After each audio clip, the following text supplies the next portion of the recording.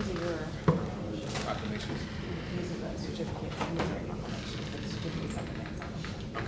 Okay, and the proclamations are just the same. Yeah. Are y'all ready? All right. Good morning. Good afternoon. Thank you all for being here today for our weekly news conference. We have just a few announcements, and then we'll take just a few questions. So this should not take long today. Good afternoon, and thank you, as always, for joining us for our weekly press briefing. It's been a minute since I've been with you, not only traveling, but I was out last week, and so good to catch up with you, and there may be some questions that you've been holding since we last met. Let me start on a very sad note, but necessary that we recognize the family and the loss of life of the JSU student, Jalen Burns. We join his family in not only our condolences and our grief over their loss, but the entire JSU family, and that's to include not only the students, the faculty, and the staff. It's regretful that we allow interpersonal conflicts, temporary problems to lead to permanent solutions, like the loss of someone's life. But we will continue to hold them up in prayer, and I ask all Jackson residents to hold his family up in prayer. On the note of what this weekend meant to us all, we know that we are coming out of Jackson State's homecoming. Outside of the results of the game, I would say that it was, somebody give Melissa some water, please. I would say it was a successful weekend. JSU and the football always generates the most revenue-producing days of the year for us, and so I believe that this was no exception. We had a very successful homecoming. We're grateful to our JSU family in that regard, and there was a lot going on in the city. In addition to the Jackson State homecoming, we had our beloved fair in town. We had no incidents at the state fair. There were no incidents at the JSU stadium. There were no incidents at the parade. And so we're grateful for the hard work of our JPD officers and all of the public safety staff. I also didn't hear of any devastating fires that took place either. So that means that our fire department was on the job as well. And on that note, it has become a new tradition that the Jackson Fire Department has decided to commandeer my press conferences by doing great work each and every week. And there are some recognitions that we want to provide to our firefighters. Last month, fire crews were dispatched to a house on East View Street. When the fire chief, Jimmy Jefferson, arrived, there were reports of a mother and an infant trapped inside the home. He finally found them. Both were unconscious, and with the help of neighbors, they were able to bring them outside, and the firefighters began life-saving measures until paramedics arrived. And so, as I have stated previously, you can be both a hero and doing your job at the same time. And just simply because you're doing your job, we don't want to fail to recognize the heroic actions that you have taken. And so we're grateful once again to our first class Jackson Fire Department, and I ask that you give all of them a round of applause.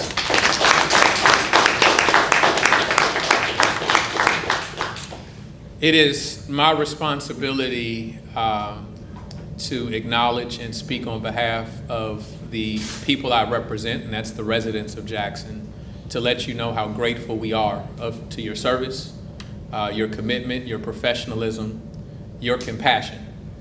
To save someone's life is more than a job, and that's why you can be both a hero and doing your job at the same time. That means that you have to have love for the work you do, and so we're grateful. To that end, I would like to pass out not only proclamations that I have issued on each of your behalf, but a certificate just as a small token of our gratitude for your hard work and service. So I ask that as I call your name, you come forward and receive your certificate. And it says Jackson Fire Department, Jackson, Mississippi, Life-Saving Measures Award presented to Jimmy Jefferson, District Fire Chief, in recognition of your outstanding customer service, saving a life is customer service too, and dedication to preserve life. Thank you for your amazing service. And this, Chief Owens, do you want to come forward and help issue these? This is actually, the certificate is in his name and the proclamation's in mine. Okay. And we're going to take a picture with each one of our firefighters. Okay, we'll do the picture at the end. Okay, maybe we're not taking a picture, but all right, give them a round of applause. Appreciate you. All right. Yeah. All right. I'm going to pass it to you after I read. Our next proclamation and award goes to Ronico Edwards, our fire captain. Please give him a round of applause. Appreciate it. Appreciate you. Stand up. Just hand it to you. I don't know why we keep posing Cleo. for the He's- picture. Cleo's Chris, taking it. okay, Yeah. let's do that. Get me right, get me right. Thank you. Appreciate it. Thank you. Appreciate you. Next, we have John Newman, who is a relief driver operator. Thank you, John.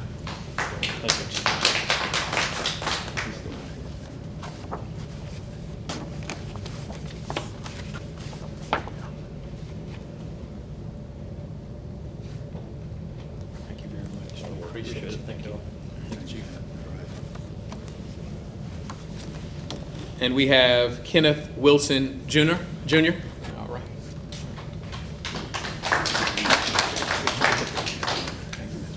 Appreciate you.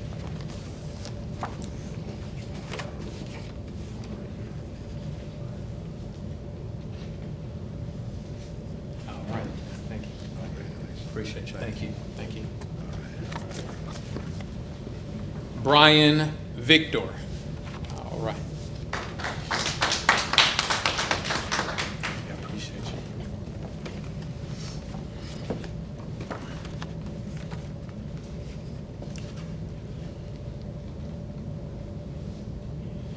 All right. Once again, please give them all a round of applause for their hard work. We truly thank you from the bottom of our hearts, and we appreciate your commitment. Outstanding work. Outstanding work. Thank you very much. All right. So the last thing that I have prepared for you is just some updates on some upcoming events. And then once I provide these updates, we'll open the floor for any questions that you have. So once again, we did switch the date of National Night Out. It is going to be October 24th. October 24th is National Night Out. I'm grateful to all of the residents who participate. We had listed another date previously and had to switch from that date. We still, for those that were unable to make the shift, we did still go out to certain communities and celebrate National Night Out. Those that could attend, I was unable to be there, but I'm grateful for our residents' participation. It is not only to rally together for acknowledgement of public safety, it is also our opportunity to show unity. I believe that our ability to overcome any challenges that we have will be on account of our collective genius. And so we want community involved, and I'm grateful for their participation. So October 24th is National Night Out. The state of the city. This is an opportunity for people to hear what's going on in their city, to address maybe year-long challenges, to give a projection of where we're going in the future.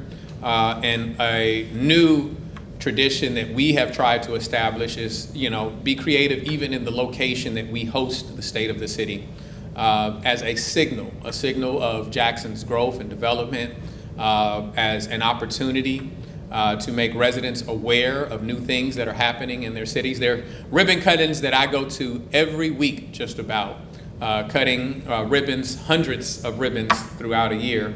And our residents sometimes are unaware of how their city is growing and developing new opportunities in our city. And so we're happy to announce that this year's State of the City, which will be October 26th, is at the Rookery.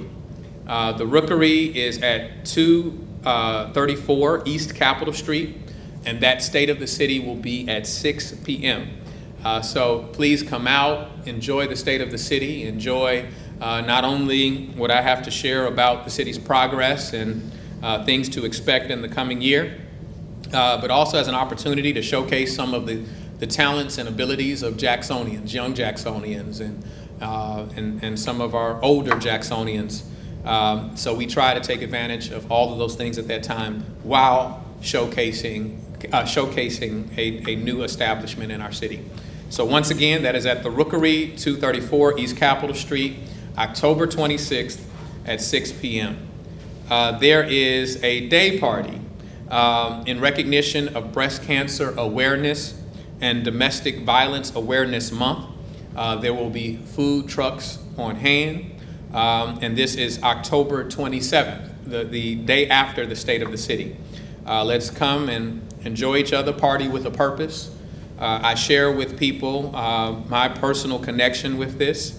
Not only do I have several family members that are cancer survivors, my father had a bout with cancer. That is not what he ultimately passed from, but his challenge with cancer brought it front and center in our home, and so we certainly want to lift up and support people who deal with that illness, as well as the fact that I would not be standing here today if I didn't have a mother who was brave enough to leave a domestic violence relationship.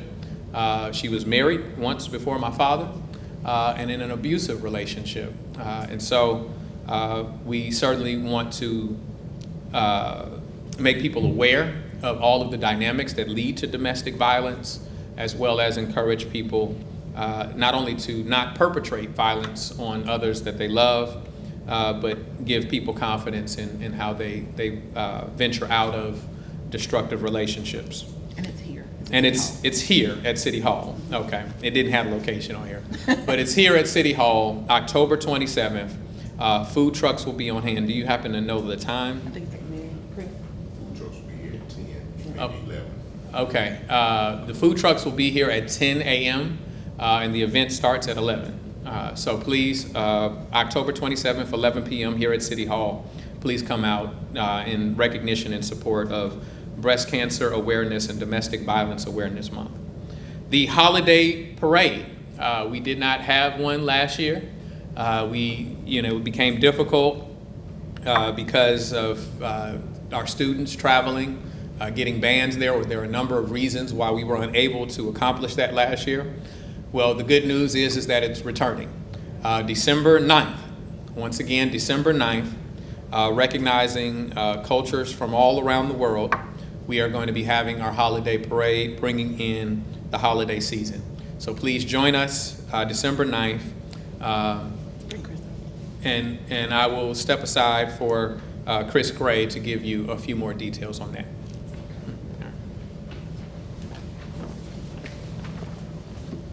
Good afternoon, Mayor. Thank you.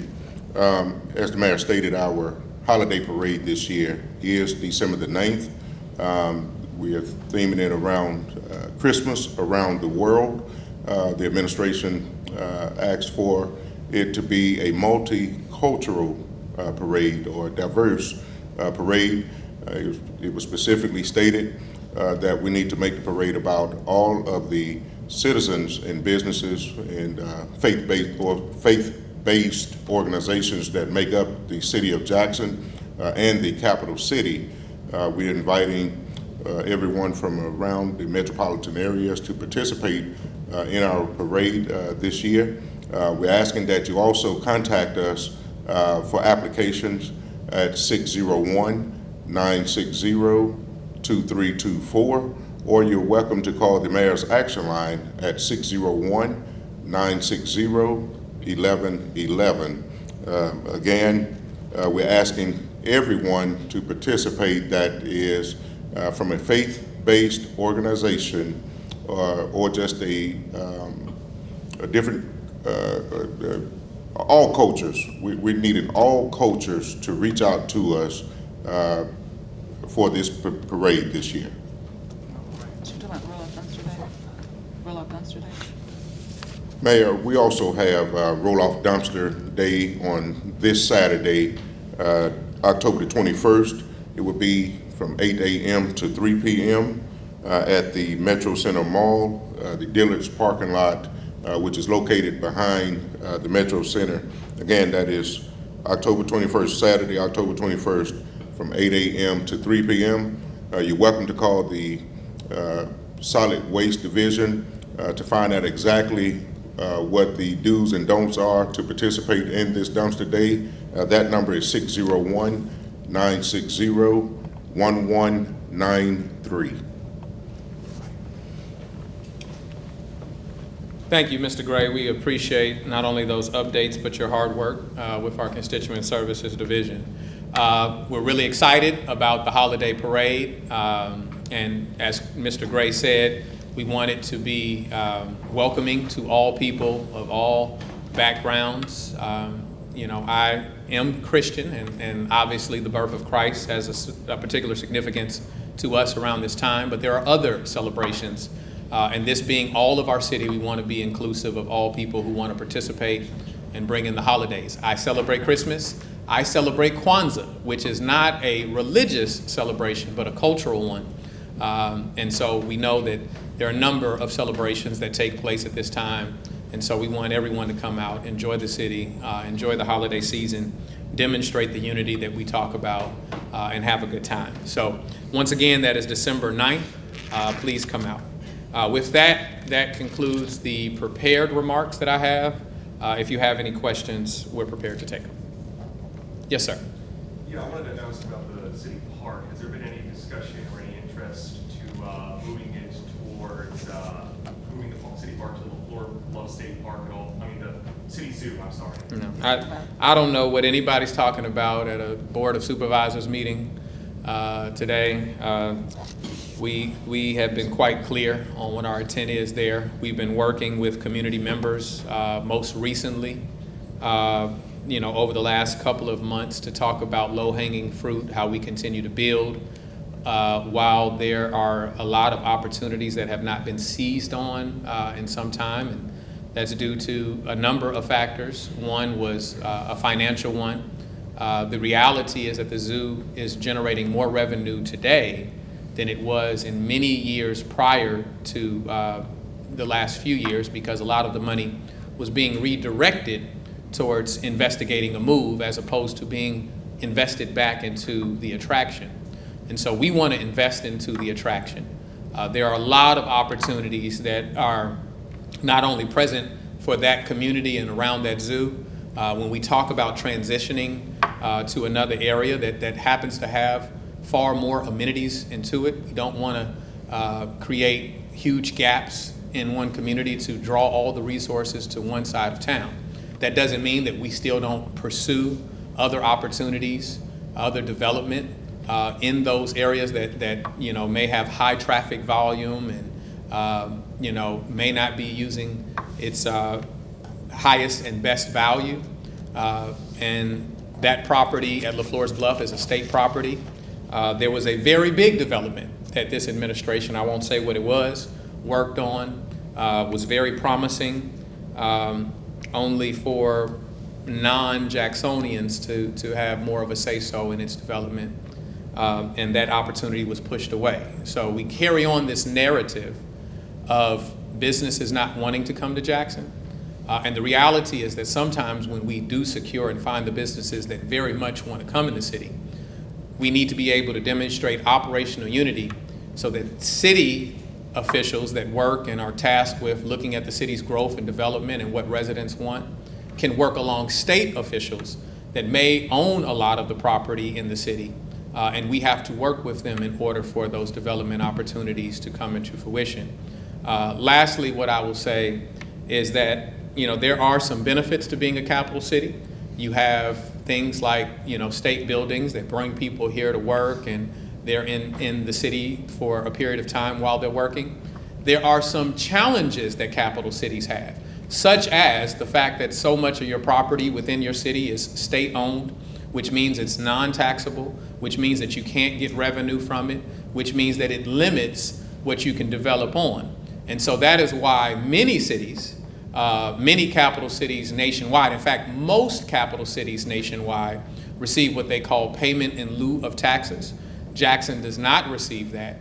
And so in light of the fact that we carry that burden proudly, but nonetheless a burden of limited ability to use those properties, we should find ways that we can coordinate better with one another so that when opportunities do present themselves, we can all grow and benefit from it.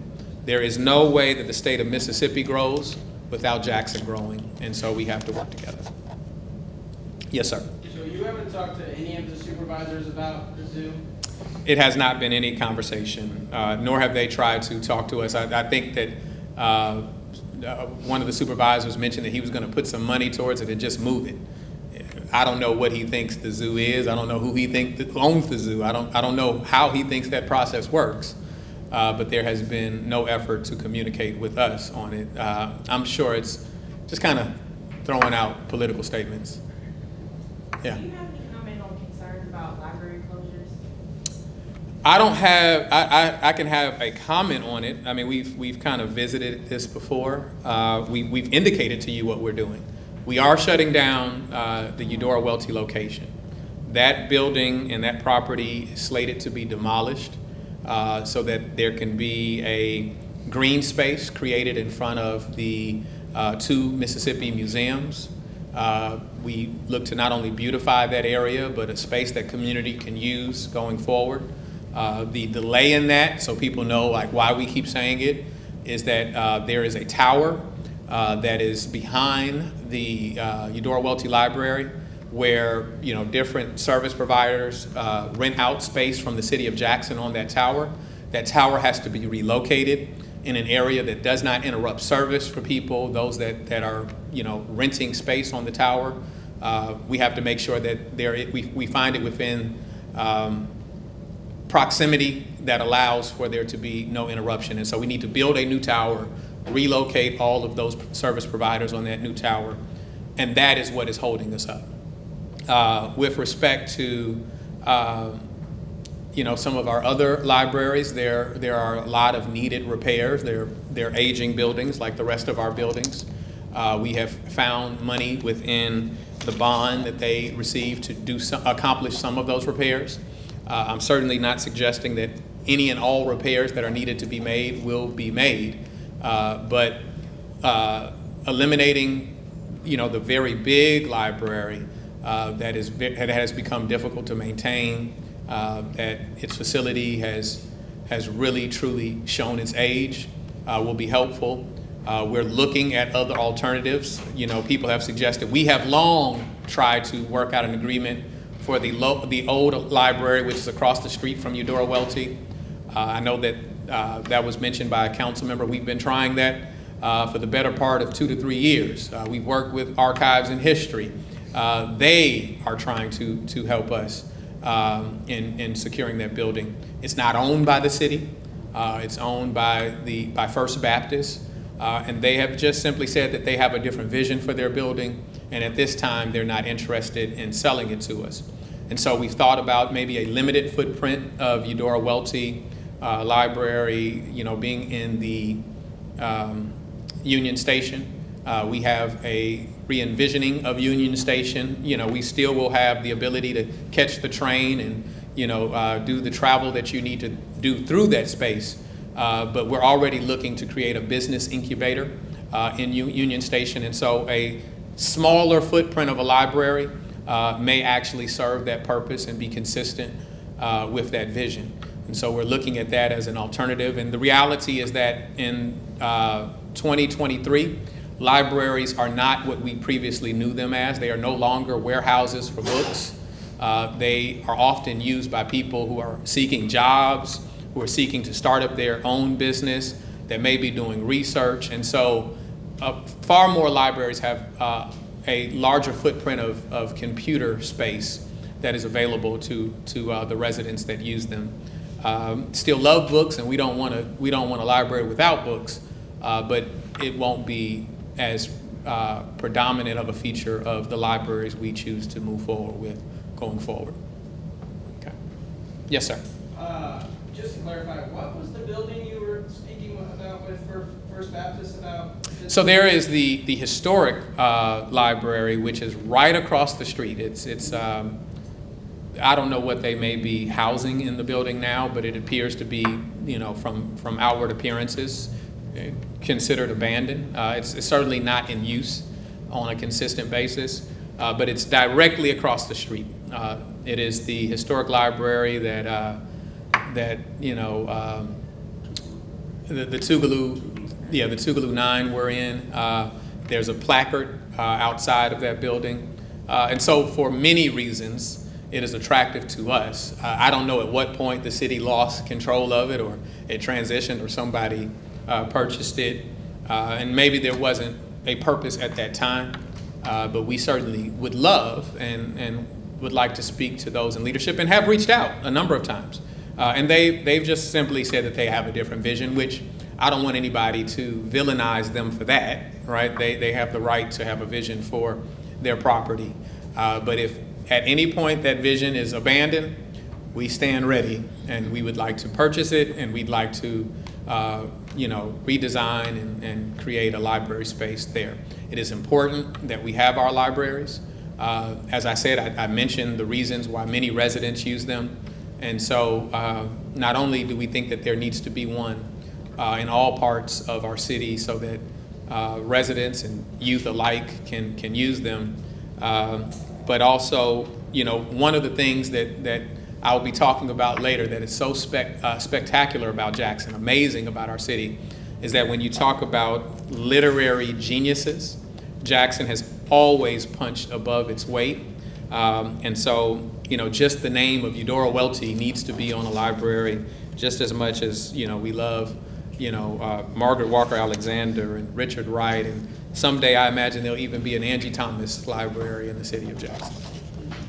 I got, you know, tomorrow it will be 6 months since the trash agreement was made. Mhm. I know you usually cite ongoing litigation, but is there any sort of update? Well, I have to cite ongoing litigation again because it's still ongoing. And I will just say that there have been conversations about how we may be able to address that, but there are several parties that have to come to that agreement. I don't want to speak to what that is for fear of some way breaking down negotiations. But it's not only the council and the mayor that have to agree. You have a firm who has a pending lawsuit against the city.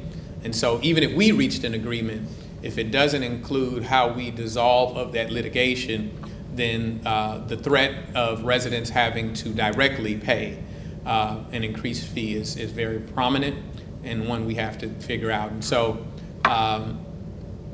we have been working to see how we can maybe come to an agreement. How confident are you in 6 months' time that you and the council will be able to come to an agreement? I think that there are sincere conversations, and so I would just keep it at that.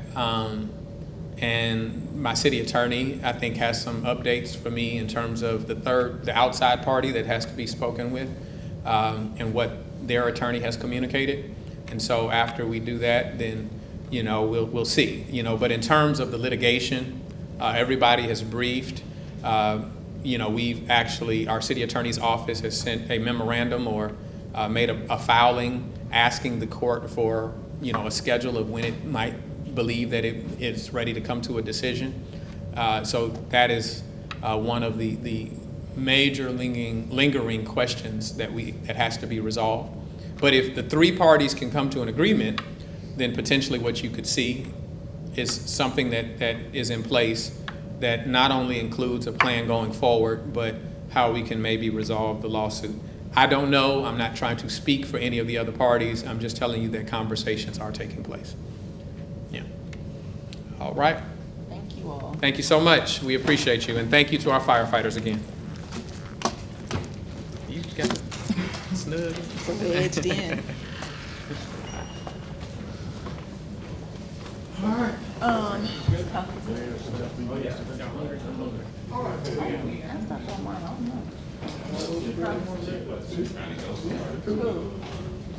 got another interview?